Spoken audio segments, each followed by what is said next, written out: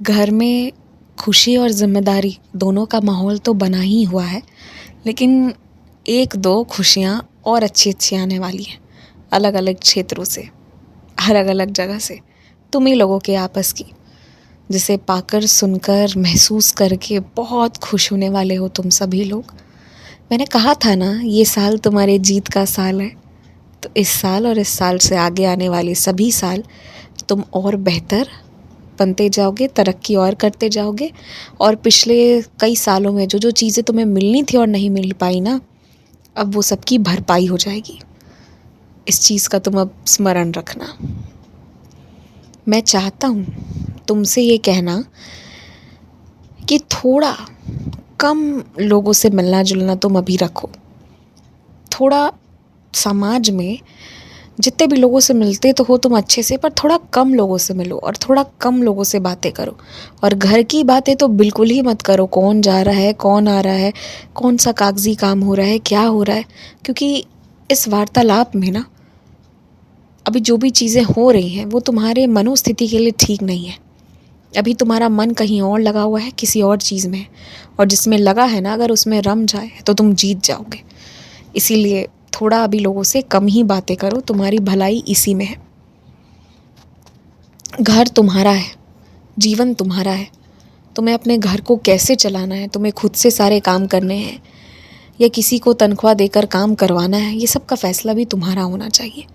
अगर तुम शुरुआत से ये आदत लगा कर रखोगे ना कि औरों से पूछ कर हर काम करोगे, तो बाद में तुम खुद की मर्ज़ी से कुछ करना भी चाहोगे तो कोई तुम्हें करने नहीं देगा।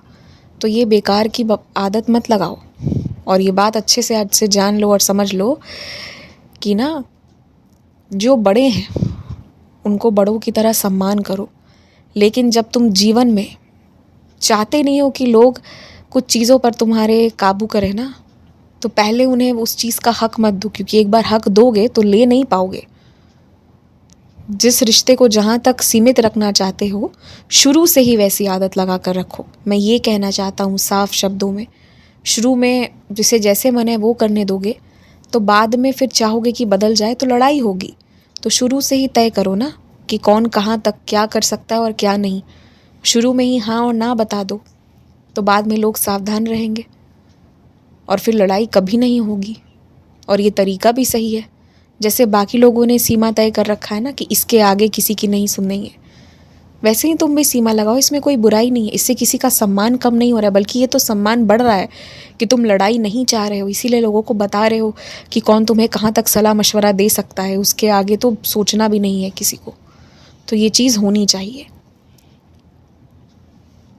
आने वाले समय में पैसे कुछ खर्च होंगे, पर बड़े बड़े काम होंगे, तो पैसे खर्च होने से मत कतराना।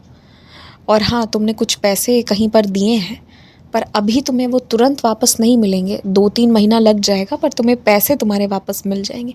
और पैसे से ज़्यादा उस पैसे को तुमने जो निवेश किया है, वही निवेश किए हुए पैसे ही तुम्हारे इतना तुम्हें चीज़ें दे जाएंगी ना कि वो उसकी वो राशि के लिए तुम कभी भी सोचोगे नहीं कि तुमने वो पैसा क्यों लगाया था।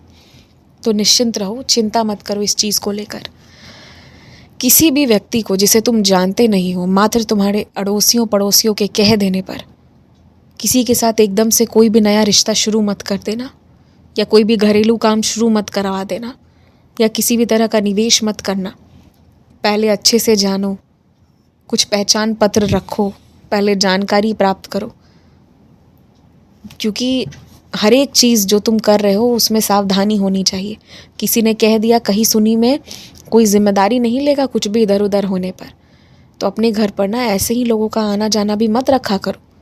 थोड़ा जिम्मेदार बनो, जिम्मेदारी से काम लो, जिम्मेदारी से काम करो।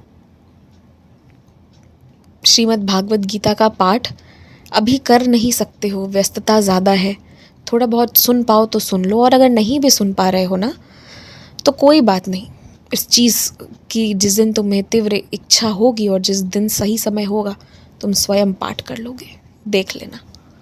खूब खुश रहो, आयुष्मान भवा।